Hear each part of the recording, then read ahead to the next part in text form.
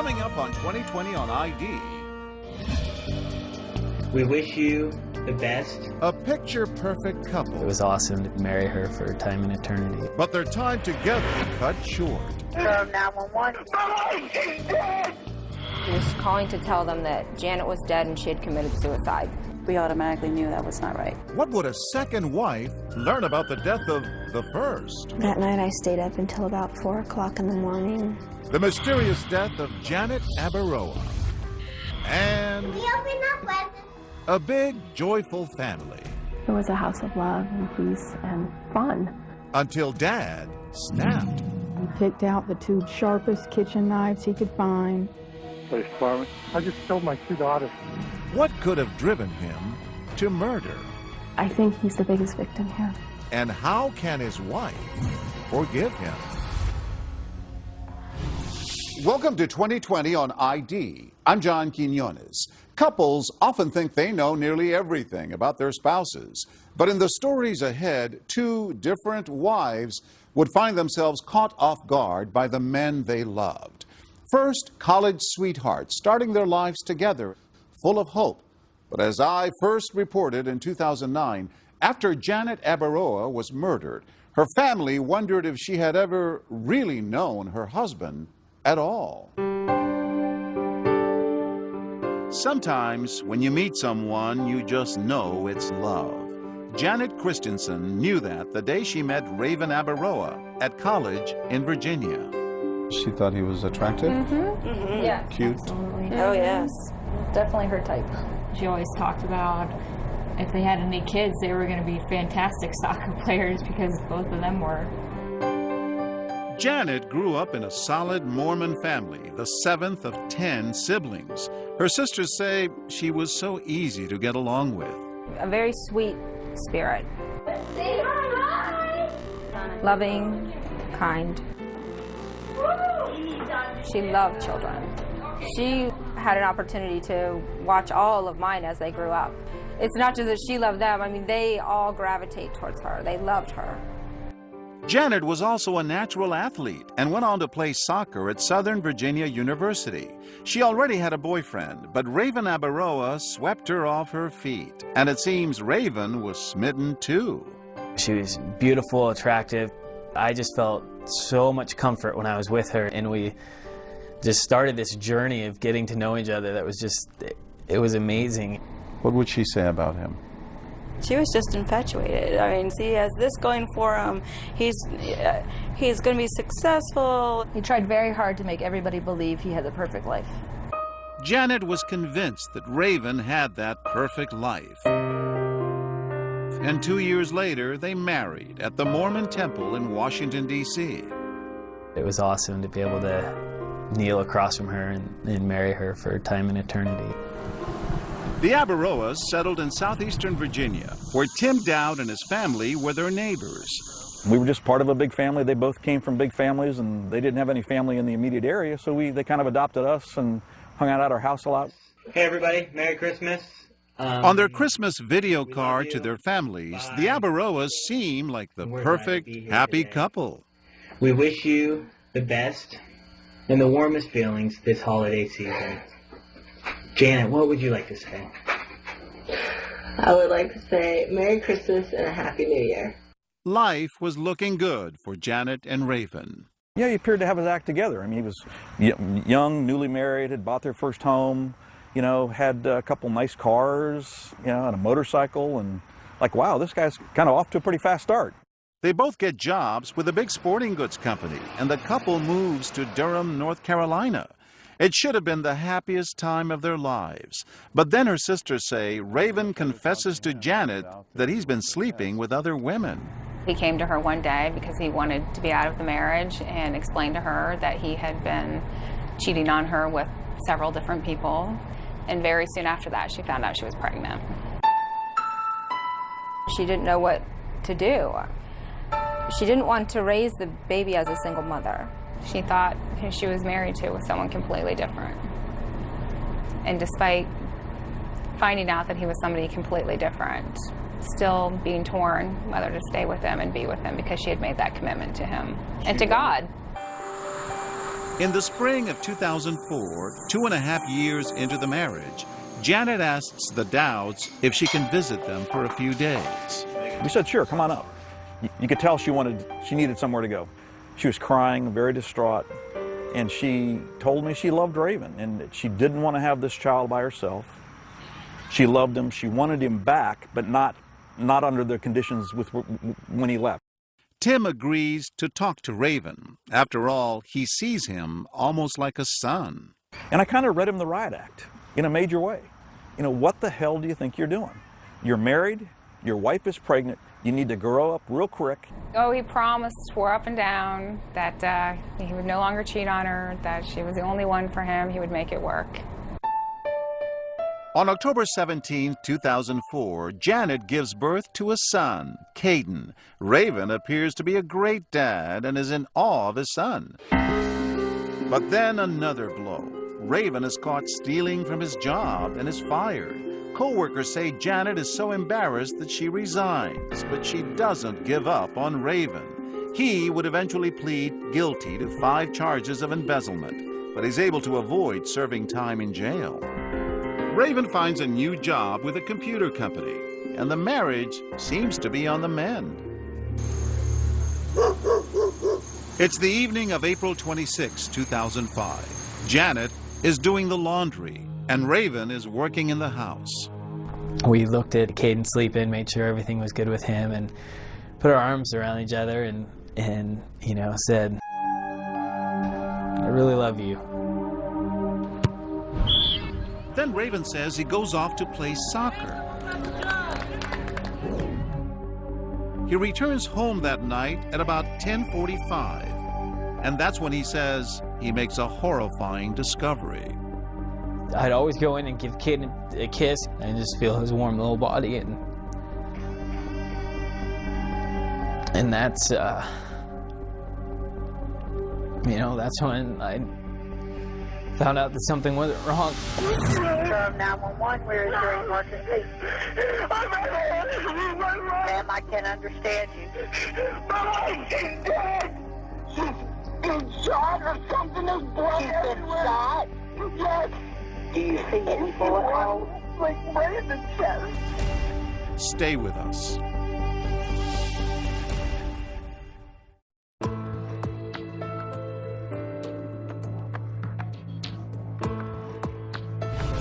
The marriage of Janet and Raven Abaroa looked rosy at the start, but only 2 years later, it was beginning to unravel. Still, nothing could prepare Janet's family for the horrifying news they were about to receive. It's 5 o'clock in the morning when Janet's parents get a phone call from Raven. He was calling to tell them that Janet was dead and she had committed suicide. She had killed herself with a gun, which we automatically knew that was not right. She wouldn't have done that. She wouldn't have done it to Caden. No, she would have never killed herself, ever. We knew that wasn't true. In fact, police quickly realized that Janet has been murdered, and not with a gun. She'd been stabbed to death. An autopsy later showed she was pregnant. The police knew that it wasn't a suicide and that it wasn't a gun. They knew that there was a knife they were looking for. When they yellow taped that house and were searching the house, they were looking for a knife.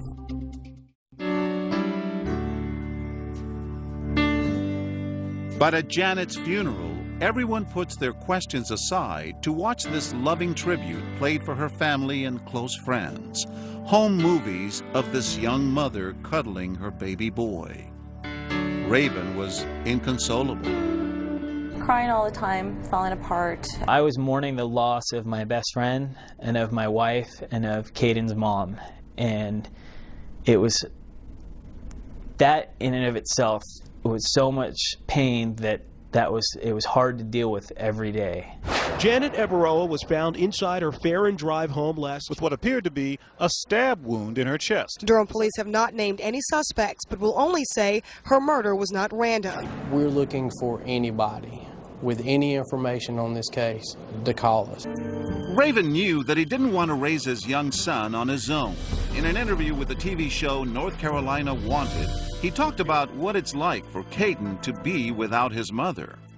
And I think it's wonderful that he knows his mom. He knows her name. I try to share the things that his mom does so that he appreciates those too. Pictures of her graduating from college. When, you know, the question comes, well, where is mommy? You know, she's in heaven looking down at you. She's playing soccer in heaven. She's watching you. Just a few weeks after his wife's murder, Raven decides to take his son and move west to Salt Lake City, where he grew up, to live close to his Mormon family. But North Carolina is not the kind of place where unsolved murders sit quietly. Raven provided cooperation at the beginning of the investigation, but there have been subsequent requests for interviews that have gone unanswered. I kept talking to Raven about, you've got to help solve this case. I mean, personally, my thought is if somebody murders my wife or a child or any close family member of mine, I'm banging on the police door saying, what have you done lately? Raven did nothing. Within a week, he left and never came back, with the exception of sneaking into town once to pick up his furniture, and he left. Raven, meanwhile, has turned to a new chapter in his life in the Salt Lake City suburb of Jordan. He starts working at this bicycle shop, but his employer says he again is fired for stealing. But then, 2.5 years after the death of his first wife, Raven meets Vanessa Pond, a single mother whose daughter Aria is in the same daycare as Raven's son, Caden. But Vanessa, according to her father, is definitely not interested in starting any romance. I used to jokingly refer to her as the president of the Man-Haters Club. But sometimes when you meet someone, you just know it. And soon after Vanessa meets Raven Abaroa, she's in love. What was it about him that you liked? He seemed very upfront, very honest and genuine. And I found out that, you know, he was a single father. And I really, really admired that. I'd been a single mom for 5 years. I know what it takes to raise a child. I thought, you know, maybe I'll give him a chance because he could be a fantastic father, fantastic husband. So He might be.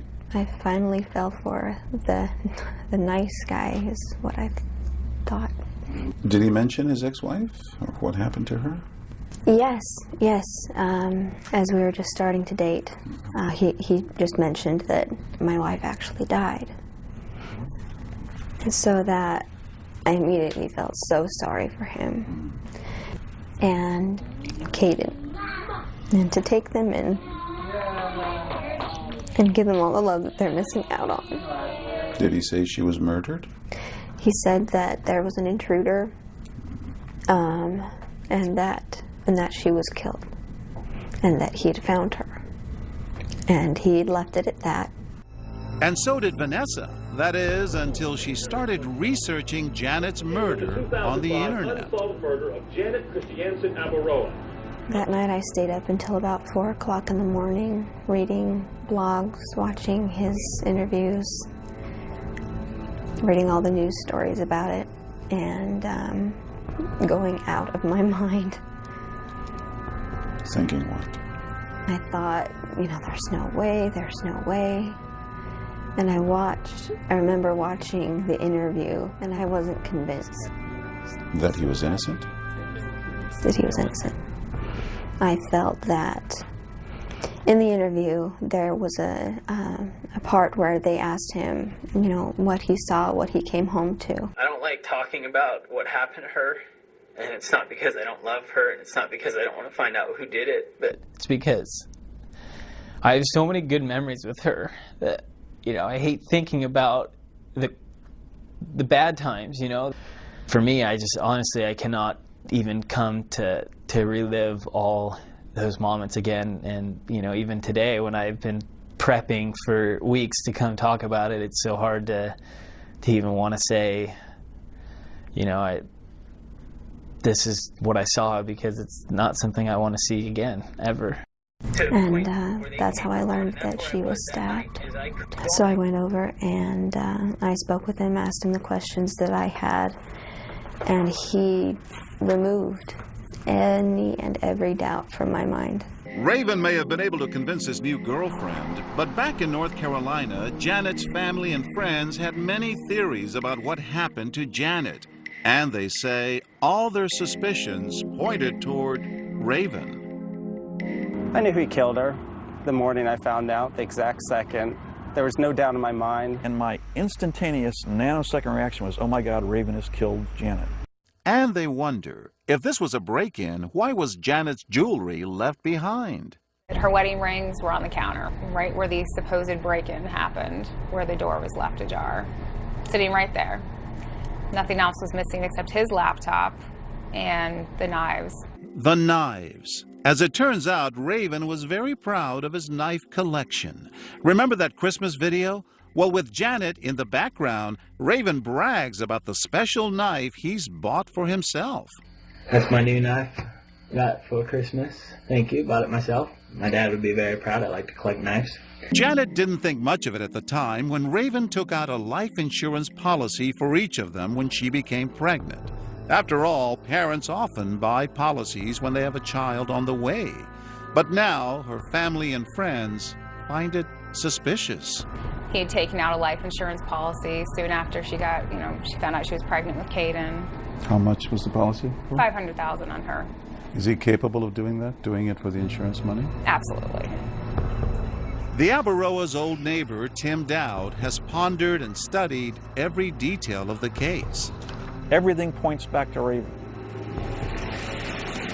But 2,000 miles away in Utah, Raven's new girlfriend, Vanessa, is convinced this poor, grieving widower needs to be loved and cared for. He started talking about me moving in after probably just a few weeks.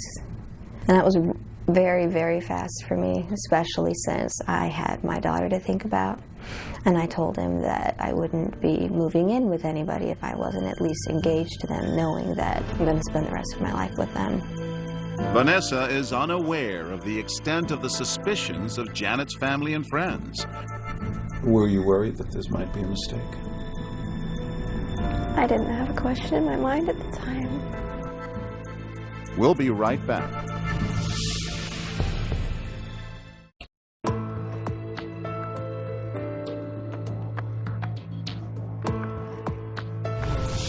Young mother Janet Abaroa has been stabbed to death, and her siblings suspect Janet's husband, Raven, had something to do with the murder.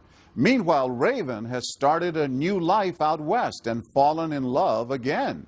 Can he bury the past, or will it follow him?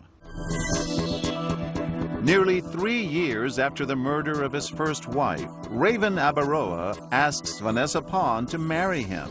But Vanessa's father, a former police officer, has a cop's hunch and a father's instinct.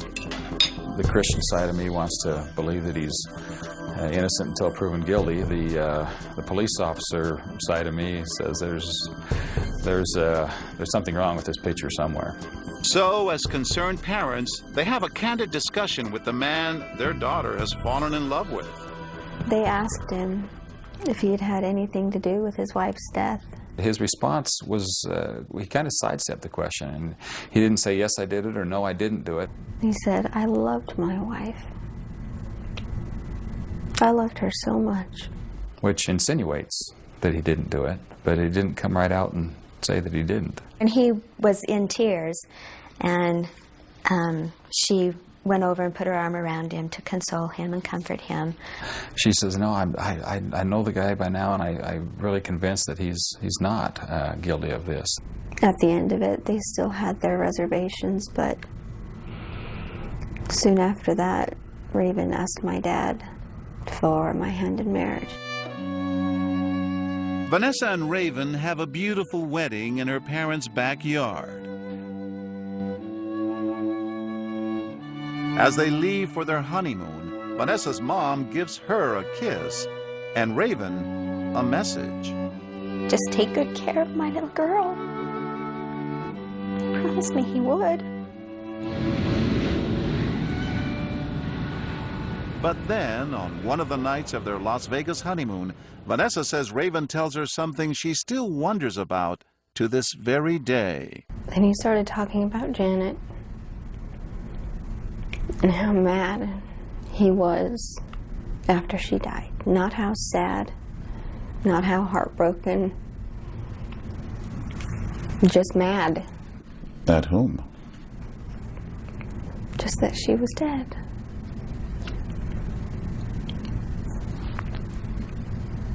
And then he cuddled up closer to me. And he said, "I promise I'll never hurt you."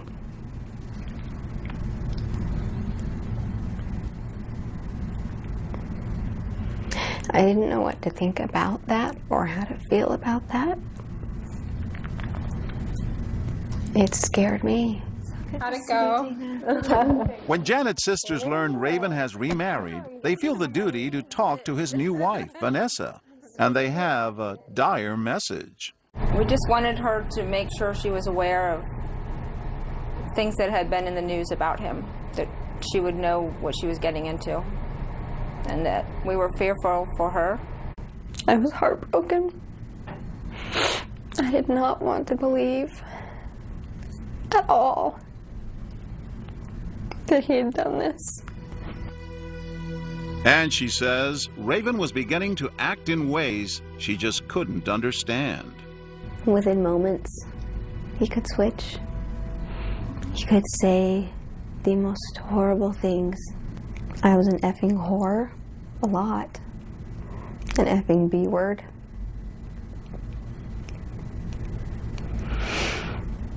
And that one thing you never call a woman.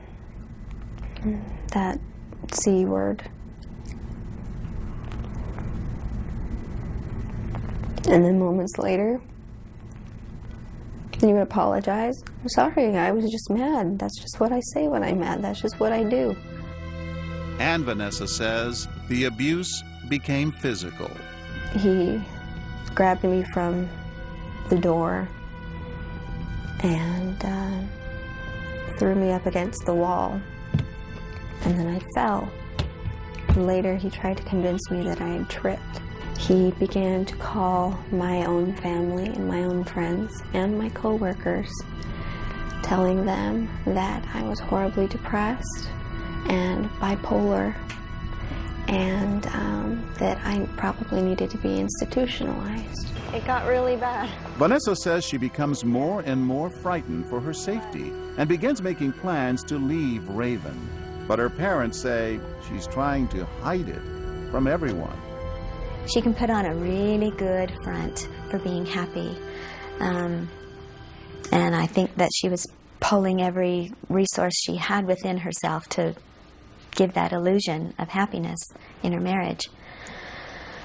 It was the week before Thanksgiving, I think it was, when she came to us and then told us the ugliness of it all and felt she needed to get out of it.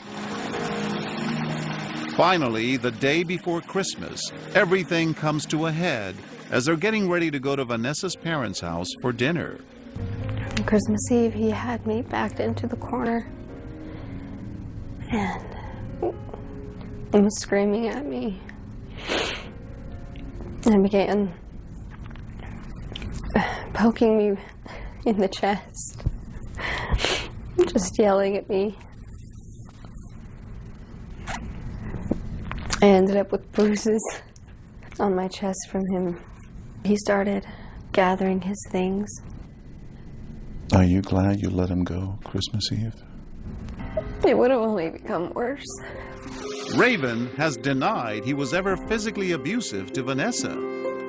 But she remains convinced that Raven walked out that night because he wanted to tell his family and friends that it was Vanessa who was unstable and suicidal.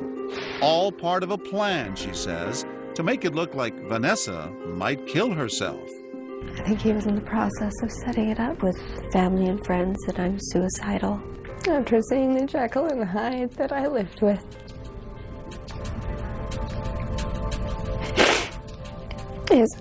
His eyes would just change. It was very scary because you didn't know what to expect. It's one thing to be abusive verbally and physically, but you think he's a murderer? Yeah. Yes, I do. We have a substantial amount of circumstantial evidence. But we're looking for something that we believe will provide us with enough information to go to a jury and prove this case beyond a reasonable doubt. We would obviously like to talk to Raven. we have some questions we'd like to ask. The only public comment Raven has made regarding his wife's murder was in that North Carolina Wanted TV interview. The bottom line is that I wasn't involved with the death of my wife, that I would do anything in the world to keep her here with me, and that's just, you know, that's something that I know, it's something that Janet knows, and that's something that I think that people who truly know Janet, truly know me, can understand and appreciate.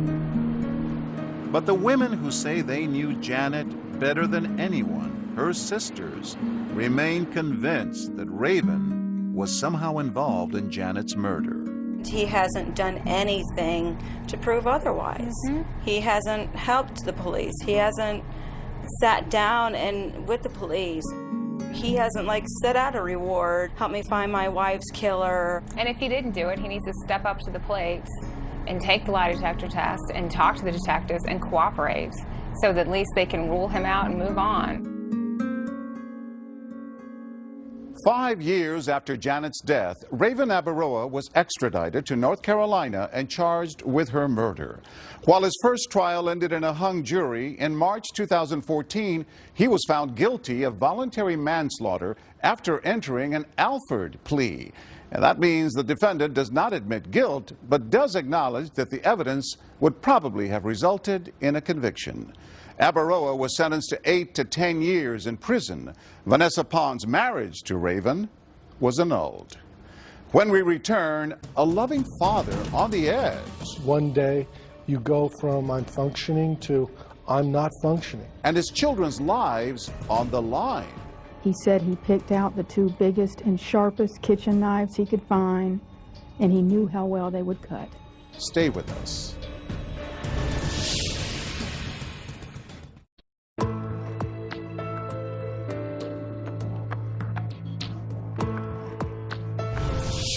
David Crespi loved his children, but even so, a shocking act of violence would change his family forever. And as Jim Avila first reported in 2008, it would also test the limits of a wife's faith and love. It was a grand house on a pleasant suburban street. There's our tree. It's Christmas. And Dad? Hi. How are you? Good. Good morning, Merry Christmas. Good morning, Merry Christmas. Tess, say hi. Hi, we open up presents. Yes, just a minute. Filled with children, laughter, and a pair of adoring parents. Dylan, Josh, where's Jess? It was a house of love. It was a house of love and peace and fun. I had the American dream. I had a beautiful home with great neighbors and friends. I was senior vice president for a Fortune 100 company. The time with my kids, that was just wonderful. Most of all, my wife was just incredible. David and Kim were married 2 years after his first wife died of brain cancer, leaving him with 2 small children.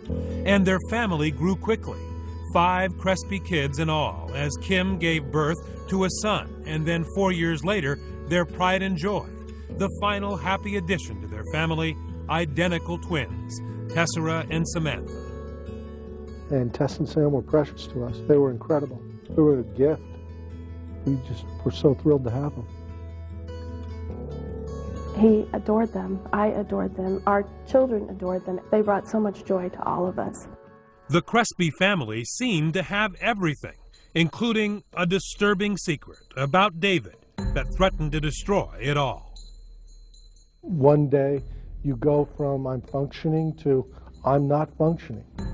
Then your mind lies to you and says, no, this is not going to end. This is all there is. David Crespi suffered crippling bouts of depression that began in his late 20s. Dave is a really intense person, very bright, goes from A to Z. When we were getting married, I didn't really know that he could possibly have a severe mental disorder. He was still sweet, he was still loving, but he would just be kind of in another world. I'd take him to therapy, we'd talk with the therapist about him trying to get back into the game. Getting back into the game at his high-stakes job was not always so easy. David often missed work, but Crespi, who was a vice president at a major bank, says his co-workers enabled him, excusing his dark days. If you're a senior executive officer, you don't punch a clock. So you crawl into work at 10 o'clock. People cover for you. So you were successful enough, valuable enough to the company that they looked the other way during those periods? Just get better. We know you'll get better. And good intentions. At his lowest moments, the disease made Crespi, a devout Catholic, consider committing a mortal sin. I was suicidal.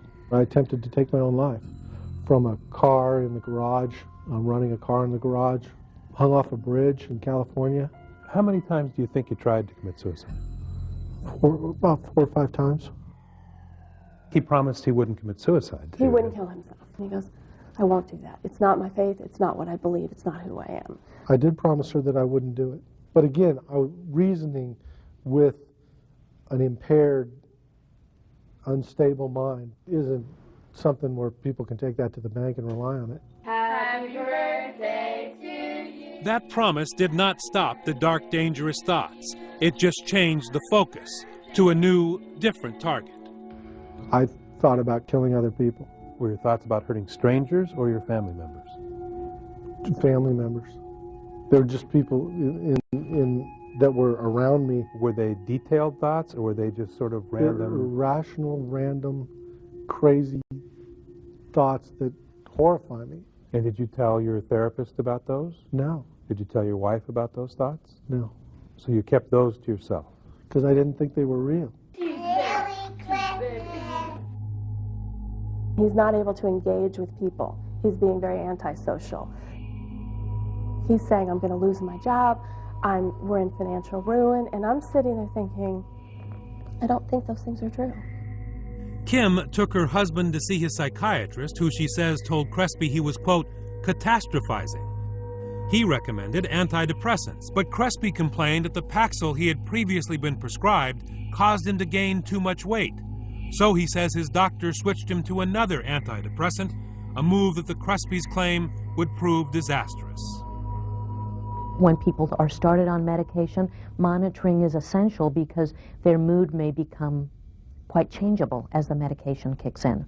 Clinical psychiatrist Maria Oquendo. Is that a dangerous period of time? Anytime you introduce new medication, it's a little bit dangerous.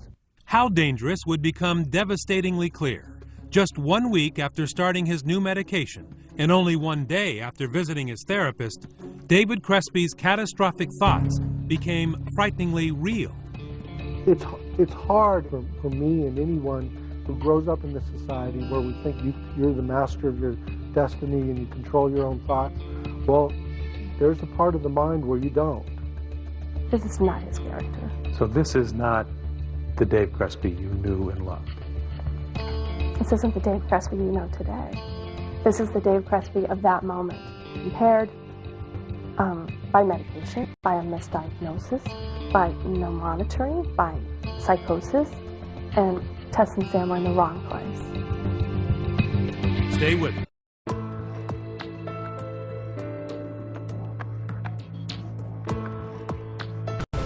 Bank executive David Crespi was on the edge. He was having dark thoughts and had attempted suicide. So far, he hadn't harmed himself or others, but that was about to change. With the chilling conclusion of our story, Jim Avila. In January 2006, David Crespi was again suffering a bout of deep depression. Unable to work, the happy life he and his wife Kim had built over the last 10 years was about to tragically crumble. David was at home with his wife and their 5-year-old twins. Kim ran out to get her hair done, and the girls asked him to play. For David Crespi, the scene had been set. We were playing a game. We were playing hide and seek, and it just came to me that there is no future. There is nothing, and this is all set up as a sign. Kim left to get her hair done, and that's the way it's all aligned for them to die. While the kids were hiding around the house, immersed in hide and seek, David Crespi took knives from the kitchen cabinet. I stabbed them, but I never saw them. I held them down and made sure that they were not facing me. After murdering his daughters, Crespi matter-of-factly changed his clothes and grabbed his car keys in order, he says, to drive off and commit suicide. And then I remembered that I couldn't kill myself because I promised Kim I wouldn't. That's when David said he heard a voice coming from the sprinklers on his front lawn. It was saying, you have to call someone. You have to call 911. Police department? Yeah, I just killed my 2 daughters. You just what? I just killed my 2 daughters. He said he picked out the 2 biggest and sharpest kitchen knives he could find, and he knew how well they would cut. Are they breathing or anything now? They're dead. What did you do to them? I stabbed them. You stabbed them? Yeah. How many times did you stab them? I don't know. Sam was found downstairs in the kitchen. She had 18 stab wounds.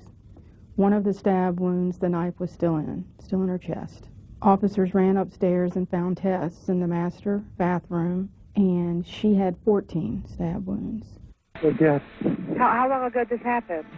15 minutes. Well, there still might be some time. We still might be able to help them. No, they're bleeding. They're dead. I have seen a lot of horrible things, but there is something about the murder of a child.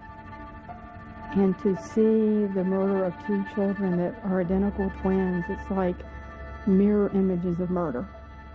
Crespi was arrested, taken to jail, and placed on a suicide watch. Prison psychologists examined him and concluded that he suffered from a serious mental illness, not simple depression, but the much more dangerous bipolar disorder, sometimes known as manic depression. There are situations in which the person can have both symptoms of depression and symptoms of mania at the same time. Those are very, very dangerous because the person often has the energy of mania and the despondency of depression. And that can be a fatal combination. David Crespi, who was charged with stabbing the girls to death. And at first, it was just local news, a tragic story of a father taking the life of his children. It became a national whisper campaign when Kim Crespi did what you could never imagine a mother doing. The battle of mental illness raged, and the most innocent members of our family are lost to this life. She continued their marriage and love affair in weekly visits to prison, blaming everyone but him. Kim Crespi forgave the husband who killed her kids. How are you? See you. You're good. How can I forgive him? It's grace. But it's also a choice.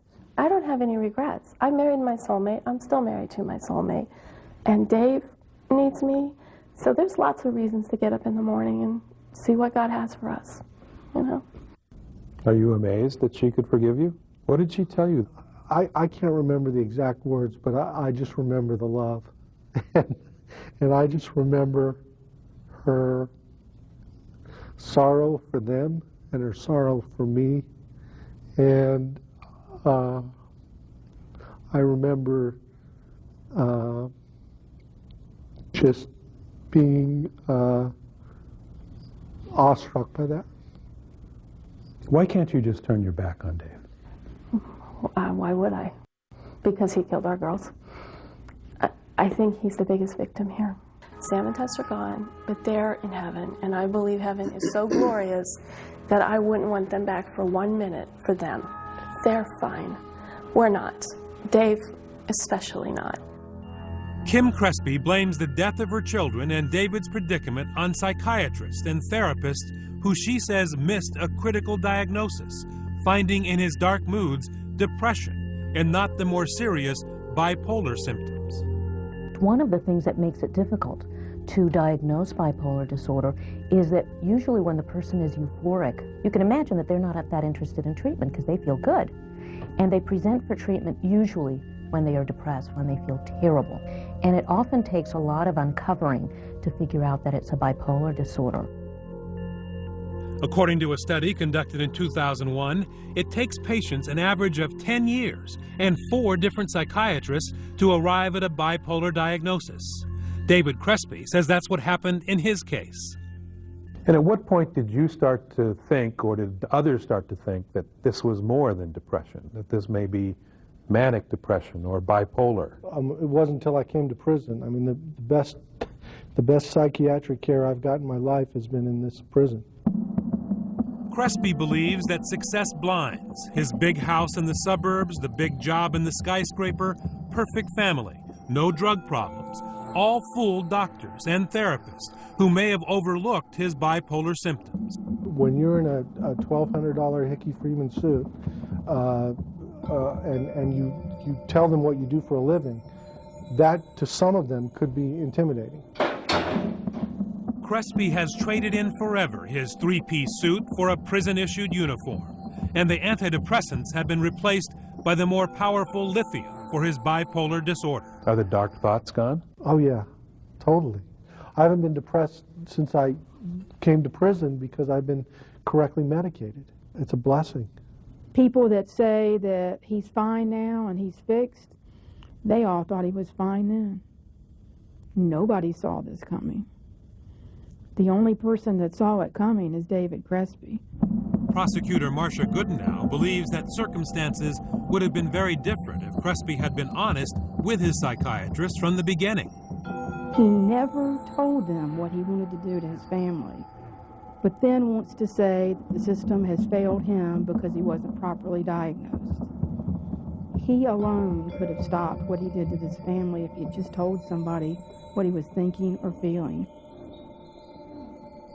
Crespi avoided a trial by pleading guilty to 2 counts of first-degree murder.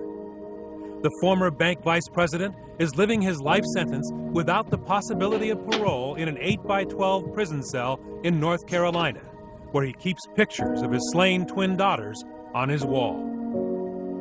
I loved him dearly, and I miss him, and my life and the lives of all the people I love will never be the same. Except for Kim's Saturday visits, David Crespi is virtually alone, a man blessed by the forgiveness of his family, but cursed by the ironic clarity his new medicine gives him, allowing him to be forever haunted by those images that line his cell.